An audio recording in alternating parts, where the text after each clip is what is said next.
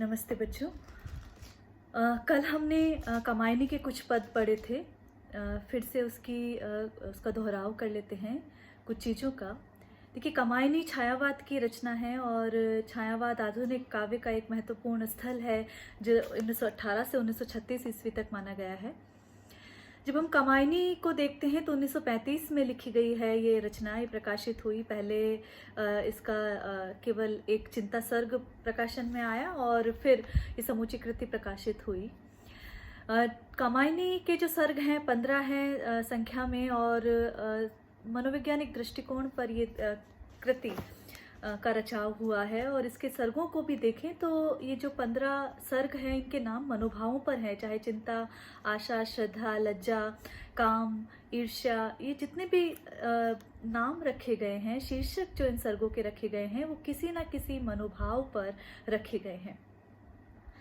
हमने कल इसका कथानक देखा कि जो मनुष्य जाति है उसके आदि प्रवर्तक जो वैवस्वत मनु हैं उनकी ये कथा है, जो कि देव जाति के एक अवशेष की भांति जलप्लावन के बाद शेष बच गए थे और किस प्रकार फिर वो संसार में प्रवृत्त होते हैं, किस प्रकार अपनी चिंता से मुक्ति पाते हैं, किस प्रकार उनमें आशा का संचार होता है, किस प्रकार जीवन में उनकी श्रद्धा जागती है और किस प्रकार फिर वो जब श्रद्धा से जुड़ते हैं लेकिन उसके बाद फिर उनमें अहम का आगमन हो जाता है, फिर किस प्रकार उनमें ईर्ष्या जागती है और इस प्रकार नाना मनोभावों से कथा गुजरती हुई अंत में आनंद सर्ग तक पहुंचती है।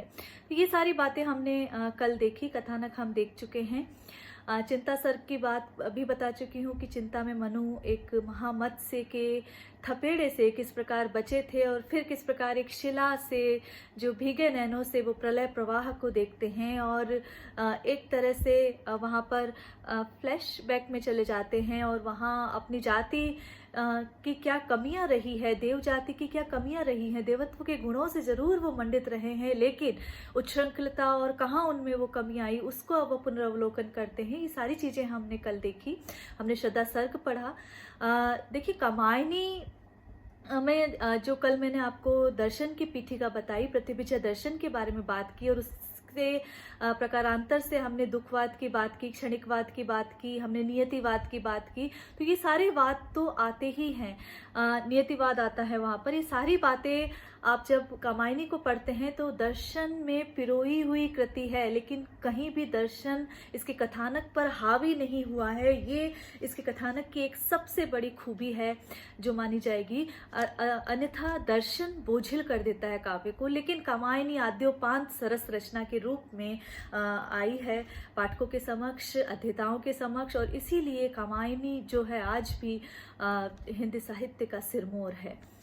जब हम कामायनी में जो प्रश्न बनते हैं, अगर मैं स्नातकोत्तर कक्षाओं की उद्देश्य से बात करूं, उनको दृष्टिगत रखते हुए बात करूं, तो कामायनी में दर्शन दस तत्व, कामायनी में ये जो आपका रूपक तत्व, कामायनी की छायावादिक प्रवृत्तियों की दृष्टि से क्या उसका वैशिष्ट्य है, ये प्रश्न, ये कुछ महत्वपूर्ण प्रश्न हैं।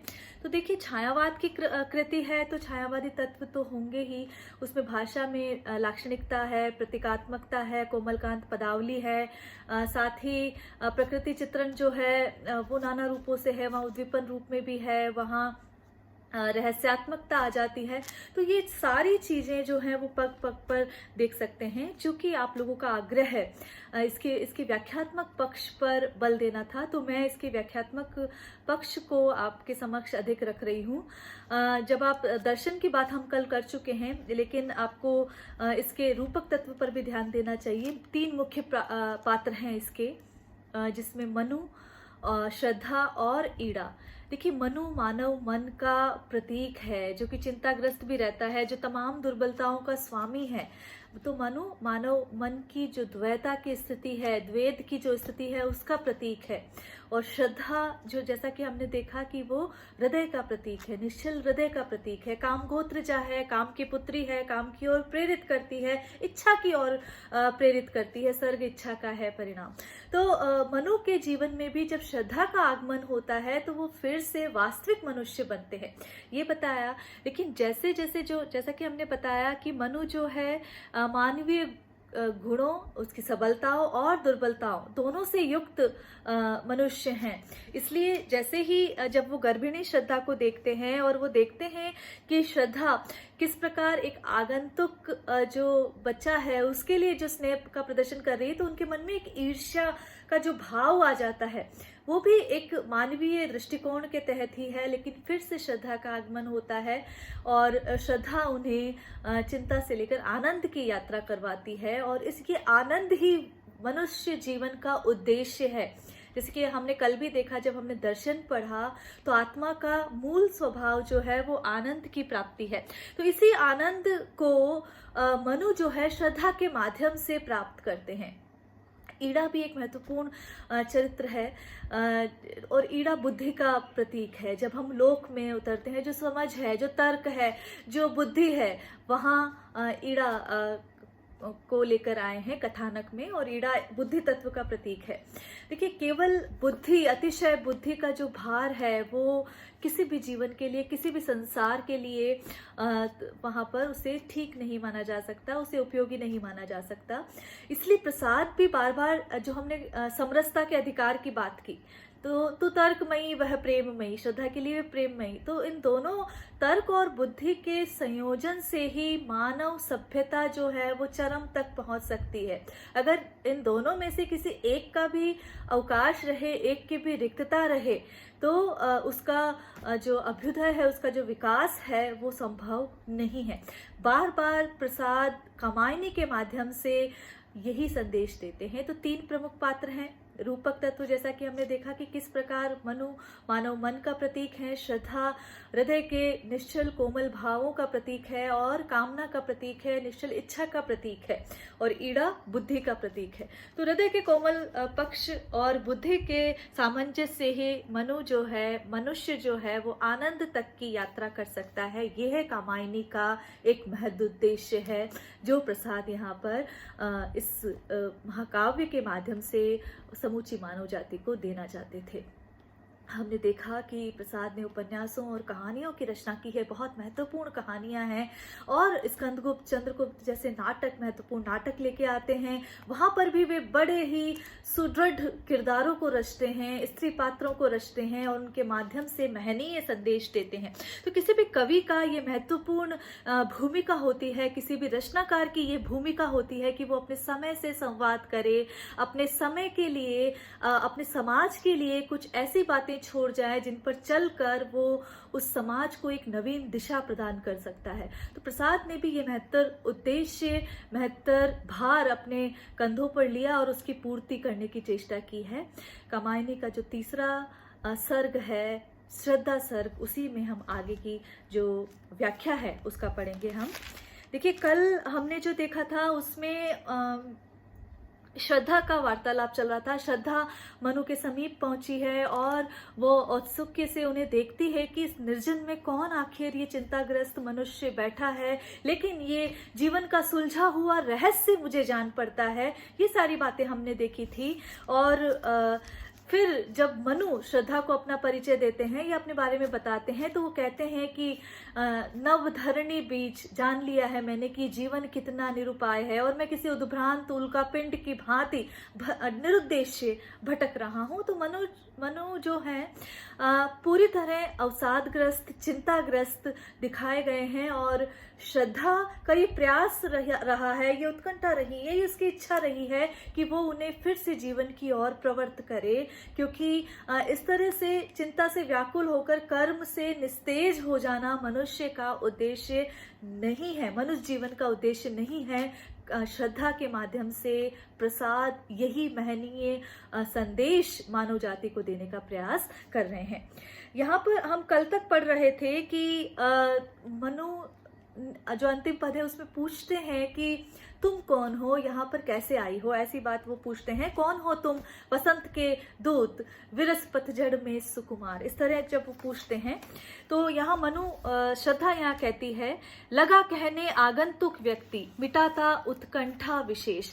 तो जो आगंतुक व्यक्ति है, जो नया आया है व्यक्ति, कौन आया है, क्योंकि मनु तो पहले से ही वहां थे, लेकिन आया कौन है, तो श्रद्धा आई है। आप अपने पाठ्य पुस्तक में जरूर इन पदों को पढ़ें, फिर आप व्याख्याओं को समझ पाएंगे। तो जो आगंतुक व्यक्ति है, वो जो मनु है, उसकी उत्कंठा को, उसकी जिज्ञासा को, उनके प्रश्नों का समाधान करते हुए इस प्रकार कहने लगा। सविशेष विशेष प्रकार से मनु के मन में जितने भी प्रकार की जिज्ञासाएं थी, जितने भी प्रकार के प्रश्न थे, उत्कंठा थी, उनका शमन करते हुए इस प्रकार वो कहने लगा। कौन? आगंतुक व्यक्ति। देखिए, श्रद्धा के लिए आगंतुक व्यक्ति का प्रयोग यहाँ पर किया गया है। और वो किस प्रकार कहने लगा? दे रहा कोकिल सानंद सुमन को जो मधुमेह संदेश। ये पंक्ति हमने कल पढ़ी थी।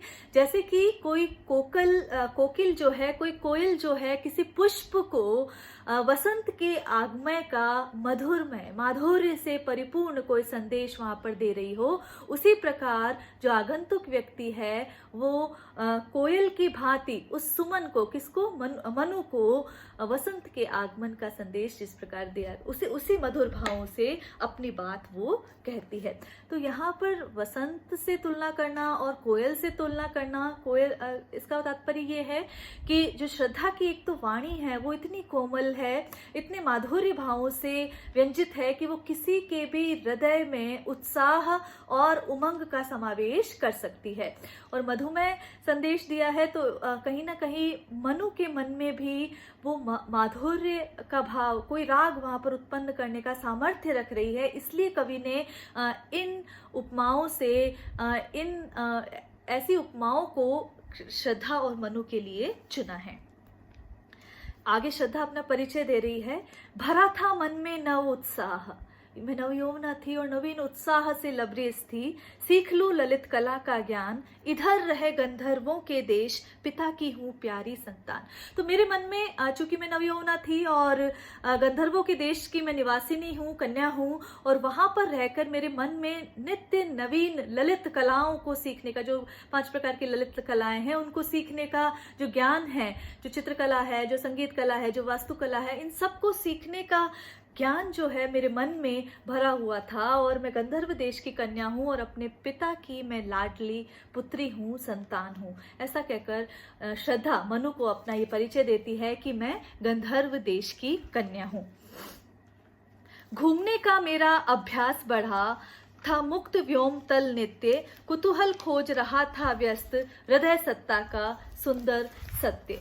अब मैं इस प्रकार मैं गंधर्व देश में रहकर निरंतर मैं घूमती रहती थी, कुछ ना कुछ खोजती रहती थी। तो और वो मेरा यूं घूमने का जो अभ्यास है वो काफी बढ़ गया, और मेरा जो हृदय जो उत्सुकता से परिपूर्ण था वो कुछ ना कुछ खोजने में रत रहता था। और मेरा ये घूमने का अभ्यास जो है मुक्त व्योम तल, खुले आकाश के नीचे घूमने का जो मेरा, और नवीन चीजें खोजने का जो मेरा दृष्टिकोण था, वो धीरे धीरे और अधिक बढ़ता ही गया। कुतूहल खोज रहा था व्यस्त हृदय सत्ता का सुंदर सत्य। व्यस्त हृदय सत्ता, जो ये बेचैन हृदय सत्ता है, और जो ये हृदय की सत्ता जिसमें नाना भाव आते जाते हैं, उसमें मेरे मन का जो कुतूहल है वो इस हृदय सत्ता के सत्य को खोजने का प्रयास निरंतर घूमकर सृष्टि के नाना उपादानों में वो प्रयास किया करता था। दृष्टि जब आती हिमगिरी और मेरी जब दृष्टि, मैं जब गंधर्व देश में रहकर इस हिमालय पर्वत की ओर अपनी दृष्टि करती, तो प्रश्न करता मन अधिक अधीर। तो मेरा मन जो है वो अधिक बेचैन होकर, अधिक अधीर होकर, अधिक व्याकुल होकर कुछ प्रश्न करने लगता। क्यों प्रश्न करने लगता? आगे की पंक्ति देखिए। धरा की यह सिकुड़न भयभीत, आह कैसी है, क्या है पीर। कि ये जो पर्वत है वो जो सिकुड़ के पर्वत क्यों बना है? धरा तो समतल है, लेकिन धरा जो सिकुड़ के ये पर्वत बन गई है, तो ये जो पर्वत मुझे दिखाई दे रहा है, ये आखिर क्यों भयभीत होकर धरा सिकड़ी हुई सी जान पड़ती है? इस पर्वत की क्या पीड़ है, इस धरा की क्या पीड़ रही होगी कि ये सिकुड़ कर इतना लंबवत हो गया है? तो ये श्रद्धा के मन की एक जिज्ञासा है कि पृथ्वी के भयभीत होने की सूचना ये पर्वत, ये पृथ्वी की सिकुड़न मुझे क्यों दे रही है? ये उसके जागने की इच्छा, उसकी पीड़ा को जानने की इच्छा श्रद्धा के मन में निरंतर होने लगा। देखिए, यहाँ पर अगर हम देखें तो मानवीकरण अलंकार आया है। धरा की ये सिकुड़न भयभीत, और उसकी पीड़ा की जब बात की जा रही है, जो कि और जब हम मानवीकरण अलंकार का देखते हैं तो जड़ पदार्थों पर जो चेतनता का आरोप किया जाता है वो मानवीकरण अलंकार है, और छायावाद की मुख्य विशेषताओं में से हम परिगणित कर सकते हैं। तो यहाँ इसी मानवीकरण अलंकार का प्रयोग हुआ है जो आप विशेष के बिंदुओं में लिख सकते हैं। देखिए, जब भी व्याख्या करें, मैंने आपको बताया है व्याख्या लिखने का सलीका, पहले संदर्भ और प्रसंग लिखेंगे, फिर व्याख्या, और अंत में विशेष के बिंदु वो कला पक्ष और भाव पक्ष दोनों को समेटते हुए होने चाहिए। तो यहाँ आप विशेष में जरूर लिखें मानवीकरण अलंकार का प्रयोग हुआ है। अनुप्रास अलंकार तो है ही, इसमें आप पहचान गए होंगे, मेरी इतनी क्लासेस में आप देख चुके हैं कि अंत्यानुप्रास अलंकार कहाँ आता है। मैं अनुप्रास में भी आपको विशेष रूप से मैंने आपको बताया कि अंत्यानुप्रास अलंकार किस तरह प्रयुक्त होता है। तो धरा की ये सिकुड़न भयभीत, आह कैसी है, क्या है पीर, उसकी क्या पीड़ा रही होगी, ये सिकुड़न आखिर कैसी है, क्यों धरती इतनी भयभीत रही होगी और क्यों ये सिकुड़ कर इस पर्वत में बदल गई है। मधुरिमा में अपनी ही मौन, एक सोया संदेश महान। मधुरिमा, माधुर्य में ऐसा लग रहा था इस पर्वत को देखकर, इस हिमगिरी को देखकर कि कोई जो है हिमालय जो है वो एक सजग संदेश मुझे दे रहा हो। मधुरिमा में अपनी ही मौन, एक सोया संदेश महान, मानो वे मौन रहकर भी एक कोई महान संदेश जो कि वहां सोया हुआ है, एक आश्वस्ति में पसरा हुआ कोई संदेश है, वो मुझे देता हुआ सा वो हिमगिरी मुझे वो संदेश देती हुई सी प्रतीत हो रही थी। तो निरंतर एक कुतूहल, एक औत्सुक्य वहां पर जो हिमगिरी है वो निरंतर मेरे मन में रच रहा था, इसीलिए इसको जानने की, इसको देखने की जो उत्कंठा है वो निरंतर और ही और बढ़ती गई। बढ़ा मन और चले ये पैर, और फिर एक दिन मेरा मन बहुत अधिक बढ़ गया, इसे देखने की इच्छा हो गई, इसको जानने की इच्छा हो गई। हिमगिरी के जो रहस्य, ये जो रहस्य मुझे रोज सुनाई पड़ता था, इसको देखने की इच्छा हो गई। तो मेरा मन बढ़ा और फिर पैर जो हैं, मेरे कदम जो हैं, इस पर्वत की ओर चल पड़े।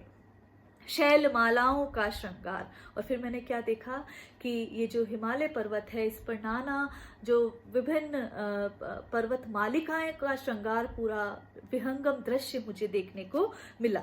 तो ये जो हिमालय का जो दिव्य सौंदर्य की बात, रमणीक सौंदर्य की बात यहाँ श्रद्धा के माध्यम से प्रसाद कर रहे हैं कि जब मैं घूम रही थी तो मुझे इसके श्रृंगार, जो मालाओं का जो श्रृंगार है हिमगिरी का, शंख मालाओं का जो श्रृंगार है वो मुझे देखने को मिला। आंख की भूख मिटी यह देख, आह कितना सुंदर संभार, और फिर मेरी आंखों की जो भूख है, दर्शन की जो तीव्र अभिलाषा थी, वो इसका सुंदर वैभव, संभार का अर्थ होता है वैभव, इसका सुंदर वैभव देखकर वो तृप्त हो गई। अर्थात अपलक दृष्टि से मैं निरंतर निहारती रही, और इसका जो सुंदर वैभव है उसको देखकर मेरे आंखों की भूख मिट गई। देखिए, आंख की भूख मिटना अर्थात उस दृश्य को देख पाना जिसे वो देख पा रहा है, तो उसे देखकर मेरे आंखों की भूख मिट गई। एक दिन सहसा सिंधु अपार, लगा टकराने नगतल क्षुब्ध। एक दिन ऐसा हुआ कि ये जो सिंधु है, ये जो सागर है, वो क्षुब्ध होकर रोष में नग तल, वो पर्वत की चोटी और पृथ्वी तक वो टकराने लग गया, अर्थात वहां पर प्रलय जैसे हालात बन गए। तो एक दिन ऐसा हुआ कि यहाँ पर जो समुद्र है वो एक दिन यहाँ पर जलप्लावन की स्थिति बन गई, और वो नग तल, नग कहते हैं पर्वत से लेकर उसकी जो लहरें हैं धरती तक, उसकी अपार रूप से, क्षुब्ध रूप से वो फैलने लग गई। अकेला यह जीवन निरुपाय, आज तक घूम रहा विश्रब्ध। विश्रब्ध का मतलब है निर्भीक होकर, शांत होकर। तभी से, जब से ये जल प्रलय हुआ है, तब से मैंने देखा कि कुछ भी नहीं बचा। तभी से यह जो जीवन है अकेला होकर, निरुपाय, बिना किसी उद्देश्य के, लेकिन निर्भीक और शांत होकर यहाँ पर घूम रहा है। तो श्रद्धा ने यहाँ पूरा अपना परिचय दे दिया है कि किस प्रकार वो विश्रब्ध होकर, निर्भीक होकर यहाँ पर घूम रही है, किस प्रकार वो गंधर्व देश की कन्या है, किस प्रकार वो हिमगिरी तक आई है, और किस प्रकार प्रकार जल प्रलय के बाद वो भी अकेली छूट गई है इस क्षुब्ध समुद्र को, जो कि अपनी सीमाओं को लांघ कर एक दिन विशेष में नग और तल की चोटी तक वो वहां पर उसकी तरंगे जो है वो आलोडन विलोडन करने लगी। और उसके बाद मैं किस प्रकार अकेली यहाँ पर निरुपाय निरुद्देश्य जीवन, लेकिन विश्रब्ध लिखा है, लेकिन निर्भीक और शांत होकर मैं यहाँ घूम रही हूँ। इसी के साथ जब मैं यहाँ घूम रही थी तो यहाँ देखा कुछ बलि का अन्न, लेकिन मैंने यहाँ क्या देखा कि बलि का अन्न, एक यज्ञ का अन्न जो रखा गया है। बलि मतलब जो पंच महायज्ञों में से एक भूत यज्ञ माना गया है, जिसमें प्राणी मात्र के लिए यज्ञ किया जाता है और फिर जो सामग्री बचती है वो शेष रख दी जाती है ताकि उसका जो वन्य जीव हैं, नाना भांति के जो जीव हैं उसका सेवन कर सके। तो वो मैंने यहाँ देखा और बलि का कुछ अन्न यहाँ पर रखा हुआ देखा, तो मुझे ये मन में एक आशा हुई कि यहाँ कोई अभी जीवित है। यहाँ देखा कुछ बलि का अन्न, भूत हित रत किसका ये दान, कि प्राणियों की भलाई के लिए, संसार के सांसारिकों की भलाई के लिए आखिर ये दान किसका है। मेरे मन में ये जिज्ञासा हुई। इधर कोई है अभी सजीव, और तभी मैंने जाना कि निसंदेह है यहाँ पर कोई ना कोई अभी जीवित व्यक्ति है। हुआ ऐसा मन में अनुमान। तो ये जब मैंने भूत हित रत बलि का अन्न यहाँ पर देखा तो मुझे अनुमान हो गया कि यहाँ पर निश्चय ही कोई सजीव अभी आसपास ही मौजूद है। तो ये बात श्रद्धा ने मनु को बताई कि किस प्रकार मैं यहाँ पर आई, किस प्रकार गंधर्व देश की कन्या हूँ और किस प्रकार मैं यहाँ पर बलि का अन्न देखने पर, जो कि भूत हित रत यहाँ पर रखा हुआ था, प्राणियों की भलाई के लिए रखा गया था, तो उसे देखकर मैंने ये अनुमान लगाया कि यहाँ पर कोई ना कोई सजीव अभी भी मौजूद है। फिर यहाँ श्रद्धा मनु से बात कर रही है कि तपस्वी तुम क्यों इतने हो क्लांत, कि हे तपस्वी तुम लगते तो तपस्वी हो। जब हम चिंता सर्ग में देखते हैं तो मनु की देह यष्टि की बात की गई है, मनु के शारीरिक श्रृंगार की बात की गई है और वहां पर उसकी अवयव की दृढ़ मांसपेशियां, ऐसा कहकर उसका बताते हैं। तो मनु युवा है और तपस्वी की भांति एक शिला पर बैठे हैं, इसीलिए यहाँ पर उस वेश को देखकर, और चूंकि तपस्या रत है मनु, इसलिए श्रद्धा उन्हें संबोधित कर रही है, तपस्वी क्यों इतने हो क्लांत, तुम इतने दुखी क्यों हो, तुम इतने थके हुए से, जीवन से थके हुए से और निराश मुझे क्यों जान पड़ते हो। आखिर इस पीड़ा का, इस दुख का क्या कारण है। वेदना का यह कैसा वेग, आखिर वेदना का, दुख का ये कैसा वेग है जो तुम में बहता हुआ सा दिखाई दे रहा है। आह तुम इतने अधिक हताश, बताओ कैसा है उद्वेग। तुम इतने अधिक हताश क्यों हो, जीवन से निराश क्यों हो, ये तुम्हारी हताशा, घबराहट और चित्त की जो अस्थिर अवस्था है उसका कारण क्या है, यह मुझे बताओ। तो ये वो पूछती है कि ये देखकर मुझे कष्ट हो रहा है कि तुम दुखी हो, तो मैं जानना चाहती हूँ कि तुम्हारी इस घबराहट का कारण क्या है। हृदय में क्या है नहीं अधीर, लालसा जीवन की निशेष, कि हे अधीर पुरुष क्या तुम्हारे मन में जीवन जीने की कामना शेष नहीं है। तो वो पूछती है कि हे अधीर पुरुष तुम इतने क्लांत क्यों हो, तुम इतने दुखी क्यों हो, तुम इतने घबराहट से व्याकुल क्यों हो, क्या तुम्हारे हृदय में जीने की कामना शेष नहीं है, क्या पूर्णतया समाप्त हो गई है। कर रहा वंचित कहीं ना त्याग, तुम्हें मन में घर धर सुंदर वेश। ये जो तुम त्याग की बात कर रहे हो, निरंतर तपस्या रत होकर बैठे हो, तपस्वी का रूप बनाकर बैठे हो, तो कहीं ऐसा तो नहीं है कि त्याग की जो भावना तुम्हारे हृदय में आ गई है वो तुम्हें काम से, इच्छा से, आकांक्षा से, कामना से और इस सृष्टि को संचालित करने से कहीं ना कहीं सुंदर वेश धर कर उससे पच्युत कर रही है, पीछे हटा रही है, कहीं ऐसा तो नहीं है। तो ये प्रश्न पूछ रही है कि हृदय कर रहा वंचित कहीं न त्याग, तुम्हें मन में सुंदर धर कर वेश। तो मन में जो त्याग की जो भावना है वो कहीं तुम्हें पथ भ्रष्ट तो नहीं कर रही, पथ से हटा तो नहीं रही, क्योंकि ये महाच्युति तो सदैव कर्म का संदेश यहाँ पर देती है। काम से झिझक रहे हो आज, भविष्यत से बनकर इन अनजान, काम, कामना या इच्छा। तो आज तुम कहीं इस तपस्या के ही अधीन होकर कहीं कामना और इच्छा और कर्म से कहीं झिझक तो नहीं रहे हो, और भविष्य से, अपना भविष्य क्या है उससे बनकर अनजान तुम इस काम भावना से कहीं भटक तो नहीं रहे हो। ये बात यहाँ पर कहती है श्रद्धा।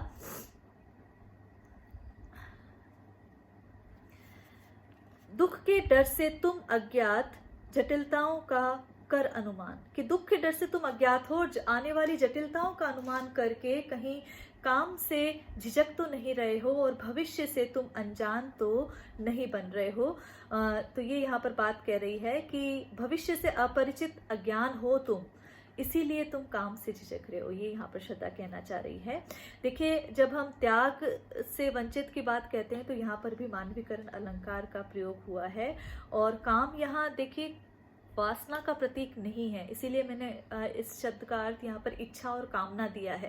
काम का अर्थ वासना में होते ही नकारात्मक अर्थ का द्योतक बन जाता है, लेकिन जब आपको कर्म प्रेरित होना पड़ता है तो मन में कोई ना कोई इच्छा होती है, चाहे वो परोपकार की भावना ही क्यों ना हो, वो इच्छा से प्रेरित होता है, वो कामना से प्रेरित होता है। इसीलिए यहाँ काम की बात हम असद प्रवृत्ति के रूप में कर रहे हैं, वासना के रूप में नहीं। कर रही लीलामय आनंद महाचिति सजग हुई सी व्यक्त। हमने चिति की बात की थी जब हम नियतिवाद की कहते हैं कि ये जो महाचिति है ये इस संसार में सदैव परिवर्तनशील रहती है और क्रीड़ा का एक नृत्य सजग होकर कर रही है। इसे सब पता है कि क्या किस चीज का अवसान हो रहा है, कौन सी चीज उसको पुनर्जीवन मिल रहा है, फिर से कौन जीवन में लौट रहा है और किसका अवसान हो रहा है। तो कर रही लीलामय आनंद महाचिति सजग हुई सी व्यक्त। तो ये महाचिति जो है, इस संसार को जो चलाने वाली शक्ति जो है, वो निरंतर यहाँ पर सजग होकर क्रीड़ा का खेल, परिवर्तन का खेल निरंतर खेल रही है। विश्व का उन्मिलन अभिराम, इसी में सब होते अनुरक्त। और विश्व का ये जो है उन्मिलन, जो उगना और समाप्त होना, विश्व का परिवर्तन जो है, इसी में सभी लोग अनुरक्त हो जाते हैं। अभिराम मतलब सुंदर, और परिवर्तन का ये जो सुंदर दृश्य है, इसी में सब विलीन हो जाते हैं। काम मंगल से मंडित श्रेय, सर्ग इच्छा का है परिणाम। तिरस्कृत कर उसको तुम भूल, बनाते हो असफल भवधाम। श्रद्धा कहती है, और श्रद्धा विश्व के का जो मंगलमय स्वरूप है उसकी ओर मनु का ध्यान आकर्षित करती है। और वो कहती है कि काम मंगल से मंडित श्रेय, कि मंगलमय जो गरिमा सृष्टि है विश्व की, और उसका जो काम की इच्छा से ही ये जो विश्व है और उसकी मंगलमय सृष्टि जो है वो उत्पन्न होती है।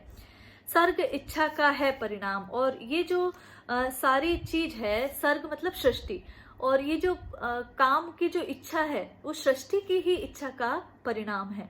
तिरस्कृत कर उसको तुम भूल, बनाते हो असफल भवधाम। भवधाम मतलब विश्व। और जब तुम उस महाचिति का या उस सर्ग इच्छा का जो परिणाम है, सर्ग इच्छा सृष्टि की जो इच्छा का परिणाम है, उसको अगर तिरस्कृत करते हो तो अपने ही विश्व का जो विकास है उसे भी कहीं ना कहीं पीछे ले जाते हो, उसके लिए भी, उसकी भी उपेक्षा कर देते हो, उसकी भी अवहेलना कर देते हो। तो ऐसा करके तुम विश्व को असफल बना रहे हो। किसको? उस सर्ग इच्छा, सृष्टि की जो इच्छा का परिणाम है, जो कि काम मंगल से, श्रेष्ठता के भाव से और मंगलमय सृष्टि से प्रेरित जो भाव है, उसका तिरस्कार करके तुम विश्व को असफल बना देते हो। तो यहाँ पर श्रद्धा उन्हें एक तरह से चिता रही है, सजग कर रही है कि किस प्रकार अवसाद में नहीं बैठना है, किस प्रकार कर्म रहित नहीं होना है, और किस प्रकार जो सर्ग इच्छा, जो सृष्टि का, जो महाचिति का संदेश है, उसे किस प्रकार उसकी ओर प्रवृत्त होना है। तो प्रवृत्त कर रही है, प्रवृत्ति मार्ग का संदेश यहाँ पर श्रद्धा मनु को दे रही है। आगे बहुत ही सुंदर पद है। दुख की पिछली रजनी बीच, विकसता सुख का नवल प्रभात। एक पर्दा यह झीना नील, छिपाए हैं जिसमें सुख गाथ। गाथ मतलब शरीर। तो देखिए, जो रात का पिछला पहर है, दुख की पिछली रजनी बीच, रात का पिछला पहर जो है उसी के पश्चात जो सुख का जो नवीन सवेरा है वो उत्पन्न होता है। कि श्रद्धा ये समझाती है, जैसा कि जीवन का भी एक सूत्र है कि दुख के पश्चात सुख का आगमन होता है। थोड़ा दुख है तो थोड़ा सुख है, कहते हैं ना। तो दुख के पश्चात सुख का आगमन होता है। तो इसी प्रकार वो कह रही है कि दुख के तरह जो रात्रि है उसके अंतिम प्रहर के बाद ही सुख का नवीन प्रभात, नवीन सवेरा जो है वो उत्पन्न होता है। एक पर्दा ये झीना नील छिपाए है जिसमें सुख गात, कि दुख के नीले झीने से पर्दे के पीछे ही सुख अपना शरीर छिपाए बैठा रहता है। तो परिवर्तनशीलता की बात की गई है, परिवर्तनशील ये सृष्टि है उसका बता रहे हैं कि दुख के झीने नीले पर्दे में ही सुख अपना शरीर छिपाए हुए बैठा रहता है कि कैसे दुख लौटे और मैं वहां पर प्रकट हो जाऊं। तो उसी प्रकार दुख के पश्चात सुख का आगमन जरूर होता है। जिसे तुम समझे हो अभिशाप, जगत की ज्वालाओं का मूल, ईश का वह रहस्य वरदान, कभी मत जाओ इसको भूल। वो जैसा कि हमने 4 आर्य सत्य देखे थे और जिसमें दुख सभी चीजों का कारण बताया गया था, तो यहाँ मनु भी दुख को सभी जो इस सृष्टि के विकास और इसके असफल होने का कारण बताते हैं। तो उसे ही वो कह रही हैं, जिसे तुम समझे हो अभिशाप, जिस दुख को तुम अभिशाप समझते हो, जिस दुख को तुम एक अनिष्ट का हेतु मानते हो, वही जगत की ज्वालाओं का मूल है। वही क्या है? इस संसार की यहाँ पर ये कह रहे हैं जगत की ज्वालाओं का मूल। तुमने जिस दुख को जगत की सारे विनाश का मूल कारण समझ लिया है, ईश का वह रहस्य वरदान, वस्तुतः ईश्वर का वही रहस्यमय वरदान है, कभी मत जाओ इसको भूल। और इस वरदान को तुम्हें ये बात कभी नहीं भूलनी चाहिए, क्योंकि अगर हम दुख है तो सुख भी है। तो अगर तुम दुख को इस संसार की सभी अनिष्ट का मूल समझ लेते हो, तो ये समझकर तुम ईश्वर का जो सुंदर वरदान है तुम उसको भी भूल जाते हो। विषमता की पीड़ा से व्यस्त हो रहा स्पंदित विश्व महान। देखिए, व्यस्त शब्द का मायने में बार बार आया है और कभी ये पृथक पृथक के अर्थ में, कभी बिखरे हुए के अर्थ में इस तरह आया है। विषमता की पीड़ा से व्यस्त, तो यहाँ पर कह रहे हैं श्रद्धा दुख का जो रहस्यात्मक स्वरूप जो बता रही है, और वो बता रही है कि विषमता क्या है कि ये जो सृष्टि है वो सदैव एक सी रहने वाली नहीं है। तो विषमता की पीड़ा से व्यस्त हो रहा स्पंदित विश्व महान, ये विश्व महान जो समूचा महान विश्व है वो कैसे चलायमान है? जो विषमता की पीड़ा है, जो परिवर्तन की पीड़ा है, जो उसमें एक सा नहीं है, जो नित्य बदलता रहता है, उसी की पीड़ा से ये सारा जो विश्व है निरंतर धड़कता रहता है, निरंतर चलायमान होता रहता है। वही सुख दुख विकास का सत्य। कौन? ये विषमता की जो भावना है, ये जो परिवर्तन की जो भावना है, यही जो अपने शुभ कार्यों से ये दुख जो है, सुख दुख और सुख विकास का सत्य है। किसी भी सभ्यता का, किसी भी संस्कृति का, किसी भी जाति का, यहाँ जाति हम जब देव गंधर्व असुर और मानव इस तरह बात करेंगे तो उसकी बात कर रहे हैं। यही विकास का सत्य है और यही भूमा का मधुमय दान। भूमा मतलब उस शक्ति का, जो महाचिति की बात हम कर रहे हैं, उस विराट शक्ति का यही माधुर्य जो दान इस विश्व को दिया गया है, विषमता रूपी जो परिवर्तन की जो भावना है, जो परिवर्तनशीलता है इस सृष्टि की, जो सदैव सुख और दुख के चक्र में निरंतर चलती रहती है, यही उस भूमा का, उस महाचिति का, उस वैश्विक शक्ति का, उस विराट शक्ति का इस संसार को एक मधुमय सुंदर दान दिया हुआ है। नित्य समरसता का अधिकार, उमड़ता कारण जलधि समान।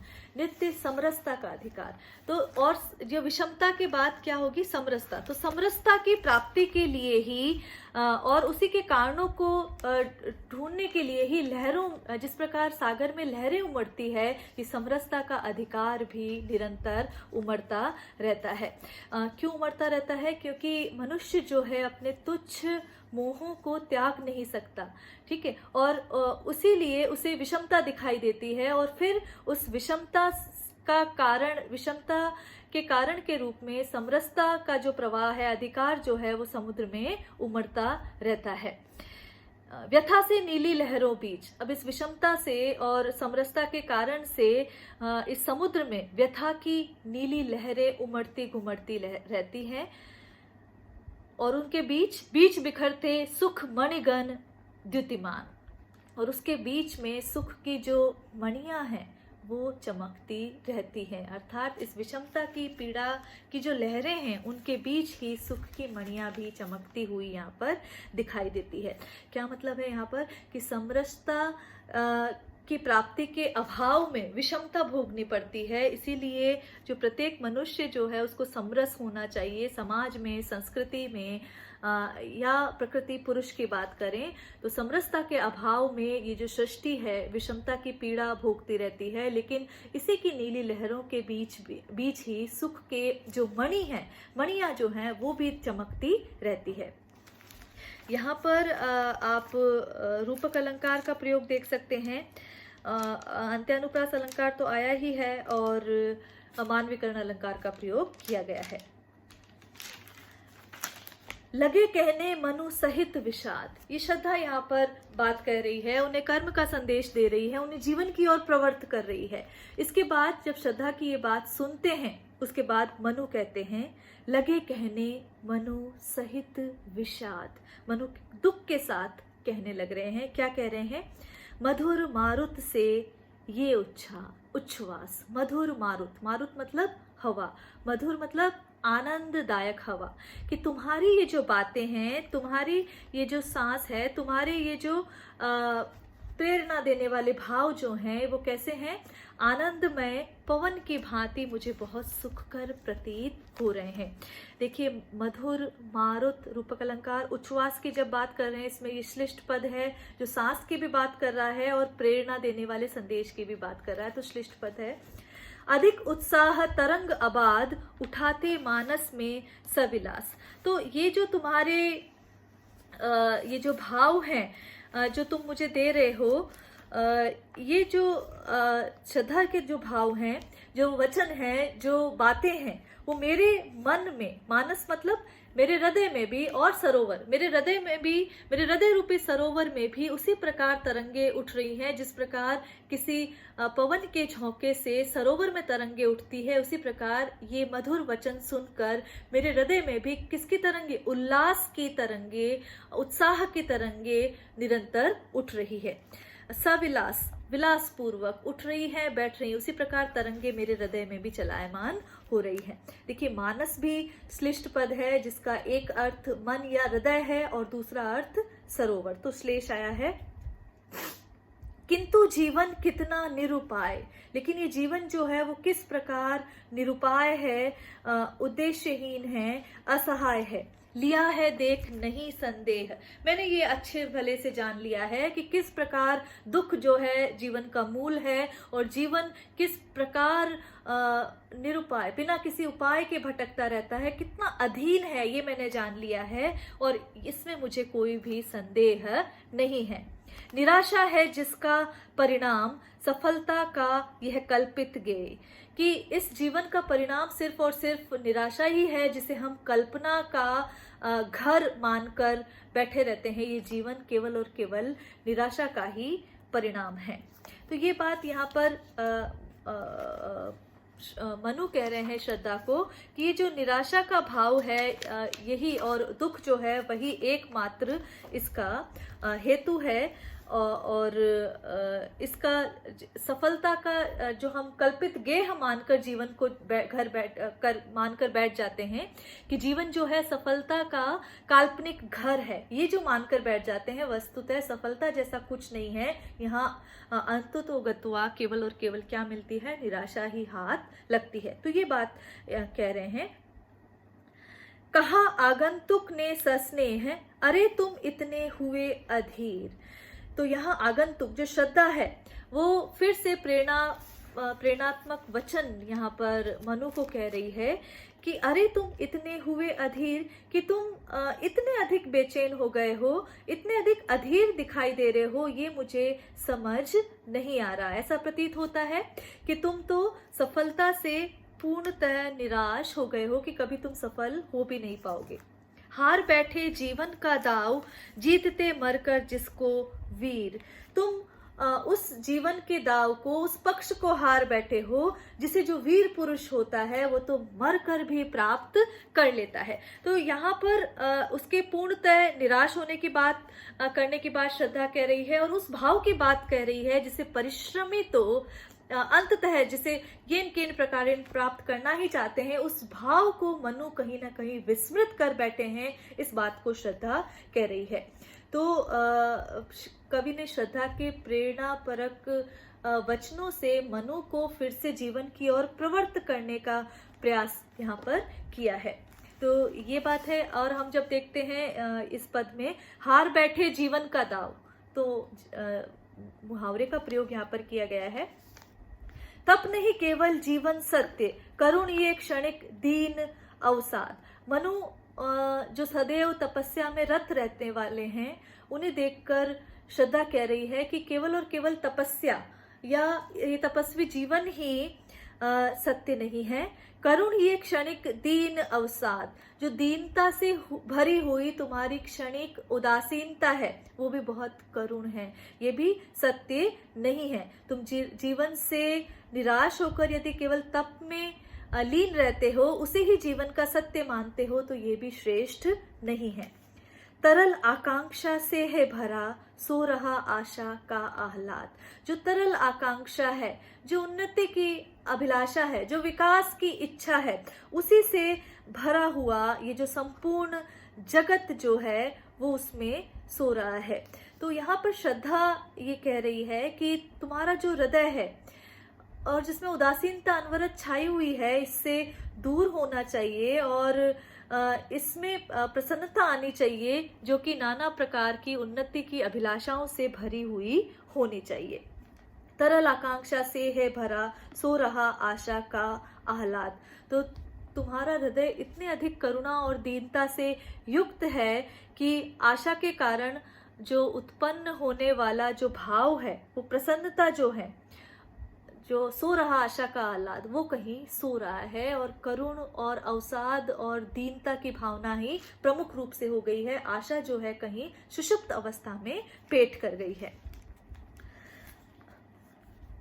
प्रकृति के यौवन का श्रृंगार करेंगे कभी ना बासी फूल। यहाँ श्रद्धा फिर कर्म का संदेश दे रही है, प्रवृत्ति निवृत्ति का संदेश, यहाँ पर जो चक्र है उसकी बात यहाँ पर कह रही है, और उसके हृदय से दैन्य और अवसाद दूर करके आकांक्षा और आशा का संचार वो करना चाहती है। इसलिए वो कह रही है कि प्रकृति जो अपने सुंदर अंगों का श्रृंगार कभी भी मुरझाए हुए फूलों से, मुरझाए हुए पुष्पों से, मुरझाए हुए उपादानों से, बासी हुए उपादानों से नहीं करती। मिलेंगे वे जाकर अतिशीघ्र, आह उत्सुक है उनकी धूल। जो मुरझाए हुए फूल हैं, जो मुरझाए हुए उपादान है, वो निसंदेह है जल्दी ही धूल में मिल जाएंगे, और वो धूल भी उन्हें अपनाने के लिए व्याकुल है, वो धूल भी उन्हें अपना लेना चाहती है। पुरातनता का यह निर्मोख, देखिए निर्मोख शब्द इसका मतलब है केंचुली। पुरातनता मतलब जो रूढ़ियां हैं और जो पुराना हो चुका है, जो प्राचीन है। तो पुरातनता का यह निर्मोख सहन न करती पल एक। जो प्राचीनता की ये जो केंचुली है, ये प्रकृति, यह सृष्टि एक पल के लिए भी बर्दाश्त नहीं करती। यह सतत परिवर्तन होता रहता है। नित्य नूतनता का आनंद लिए किए है परिवर्तन में टेक, और नित्य नवीनता का जो आनंद है उसी में प्रकृति ये अपनी टेक किए हुए है। तो यहाँ पर इसका मतलब है आश्रय लिए हुए। परिवर्तन किसमें, प्रकृति किसमें आश्रय ली हुई है? जो परिवर्तन है और जो नित्य नवीनता का आग्रह जो लिए हुए है, प्रकृति इसी में आश्रय पाती है। टेक का मतलब है आश्रय पाना। युगों की चट्टानों पर सृष्टि डाल पद चिन्ह चली गंभीर, देव गंधर्व असुर की पंक्ति अनुसरण करती उसे अधीर। तो यहाँ पर मनु को सृष्टि की परंपरा बता रही है कि सृष्टि के प्रत्येक युग की चट्टानों पर ये सृष्टि परिवर्तन रूपी पद चिन्ह डालकर ही आगे बढ़ती है। पहले कौन सी सभ्यता देखिए, यहाँ पर देव, गंधर्व, असुर क्रम से बता रहे हैं कि देव के बाद गंधर्व, असुर। तो देव, गंधर्व और असुर का ये जो सभ्यताएं, नाना सभ्यताएं आई समय समय पर, ये भी अपने जो इतिहास के पद चिन्ह यहाँ पर डालकर आगे बढ़ी हैं और बेचैन होकर वे भी, ये सारी प्रजातियां भी उसी सृष्टि के इस व्यवहार का, इस उसका जो परिवृत्ति है, उसकी जो वृत्ति है, उसी का अनुसरण कर रही है कि, और संसार का ये नियम है कि प्रत्येक व्यक्ति, प्रत्येक जाति, प्रत्येक वर्ग, प्रत्येक सभ्यता अपना इतिहास छोड़कर अंततः क्या हो जाती है, विलीन हो जाती है। और इसी का अनुसरण किस किसने किया है, देव, गंधर्व और असुर जाति। देखिए कि जब हम ये कथा पढ़ रहे हैं तो उसमें देश काल का ध्यान रखा गया है, इसमें मानव जाति का उल्लेख नहीं किया है क्योंकि तब तक मानव जाति तो विकसित नहीं हुई, मनु आदि पुरुष हैं, इसलिए यहाँ पर देव, गंधर्व और असुर इन जातियों का विकास का बात की गई है। दूसरी बात, जब हम युगों की चट्टानों पर, ये इसमें रूपक अलंकार है और मानवीकरण तो आया ही है। तो ये सारी चीजें हैं। जब हम देख रहे हैं पुरातनता का ये निर्मोह, सहन ना करती पल एक, तो ये जो केचुली की बात की जा रही है वो सहन नहीं करती, बर्दाश्त नहीं करती प्रकृति, सृष्टि, ऐसी कोई बात, तो मानवीकरण अलंकार है। अब फिर से उन्हें कर्म का संदेश दे रही है और मनु को श्रद्धा जो है, ये पृथ्वी कितनी वैभव शालिनी है उसका परिचय यहाँ पर दे रही है। एक तुम, यह विस्तृत भूखंड, प्रकृति वैभव से भरा अमंत, कि तुम एक तो तुम हो जो तपस्या में लीन हो, जो कर्महीन हो रहे हो, जो उदास हो, जो निराशा से भरपूर हो, एक तो तुम हो इस तरफ, और दूसरी तरफ क्या है, ये विस्तृत भूखंड, ये जो अपार भूखंड तुम्हारे समक्ष फैला हुआ है, और ये प्राकृतिक वैभव से और विपुल संपदा से भरा हुआ है। अमंद मतलब विपुल, जो संपदा है उससे भरा हुआ है। कर्म का भोग, भोग का कर्म, यही जड़ का चेतन आनंद। कर्म करो और उसका भोग लो, और भोग के पश्चात फिर से कर्मरत हो जाओ, यही जड़ का, इस सृष्टि का जो कि जड़ बताई गई है, इसी का चैतन्य आनंद है। जड़ का चेतन आनंद कैसे हो सकता है, ये विरोधाभास अलंकार जरूर है यहाँ पर, लेकिन जड़ का चेतन आनंद, जो इस प्रकृति का ये जो चैतन्य, जो उल्लासमय जो आनंद है, उसकी बात ये कहने जा रही है। श्रद्धा यहाँ पर कह रही है कि इस सृष्टि से संचित कर्मों का भोग हो रहा है, और उस भोग को भोगने के लिए फिर से बहुत नाना भांति के कर्म किए जा रहे हैं। तो इसी के परिणाम स्वरूप पृथ्वी है, सृष्टि जो है वो वैभव संपन्न है। और जो श्रद्धा यहाँ पर ये कहना चाह रही है कि संपूर्ण जो वैभव संपन्नता है उसका आधार क्या है, एकमात्र कर्म है। तो यहाँ आज हम इतना ही पढ़ेंगे क्योंकि पूरा एक कालांश में समाप्त नहीं हो पाएगा, और मैं कितना भी जल्दी करूँ तो इतना जल्दी नहीं समाप्त हो पाएगा। मैं चाहती हूँ कि अगली क्लास में हम इसे समाप्त करें, श्रद्धा सर्ग को। तो अभी तक हमने जो ये देखा, तो यहाँ श्रद्धा मनु को सृष्टि की परंपरा बतला रही हैं, श्रद्धा मनु को कर्म का संदेश दे रही है, सृष्टि में प्रत्येक युग किस प्रकार बीता है और युग की चट्टानों पर किस प्रकार विभिन्न जातियों के जो पदचिन्ह इतिहास के रूप में बने हैं वो बता रही है। और फिर ये बता रही है कि ये एक तो तुम हो, और तुम्हारे सामने ये जो विपुल संपदा, वैभवशालिनी, ये जो पृथ्वी है, ये जो सृष्टि है, ये तुम्हारे समक्ष है। तुम इस पर नाना प्रकार के सुखों का भोग कर सकते हो, नाना भांति के कर्म कर सकते हो, और इसी कर्म के कारण, इसी भोग के कारण ये सृष्टि जो है वैभवशीला है, विभिन्न प्रकार के वैभव से संपन्न है। तो यहाँ बात ये कह रही है, और जड़ का चेतन आनंद कहकर वो मनु को कर्म का संदेश सतत दे रही हैं। और नूतनता के आनंद की बात भी जब श्रद्धा कह रही है तो वो नवीन विचारों को अपनाने की बात यहाँ पर कही जा रही है। देखिए, छायावाद जैसे कि हम बताते हैं प्रतीकात्मकता का चरम है, तो यहाँ पर भी जब हम जड़ में चेतन का आनंद जब हम कह रहे हैं तो रूढ़ियों का बहिष्कार करके हम किसी नवीन विचार को, ऐसा विचार जो सृष्टि के लिए सुंदर हो, जो मानव जाति के लिए सुंदर हो, जो प्रत्येक जाति के लिए, जीव के लिए, यहाँ सृष्टि पे जितने भी जीव विचरते हैं उनके लिए सुंदर हो, ऐसे विचारों का स्वागत करना चाहिए। तो कामायनी में कदम कदम पर मानव जाति को और संपूर्ण जाति को, संपूर्ण विश्व को एक कर्म का संदेश देने की प्रेरणा प्रसाद ने की है, जो कि बहुत महत्वपूर्ण प्रेरणा है। और इसी के मद्देनजर ये कृति जो है एक कालजयी कृति बन जाती है। आगे की पद हम कल पढ़ेंगे। धन्यवाद।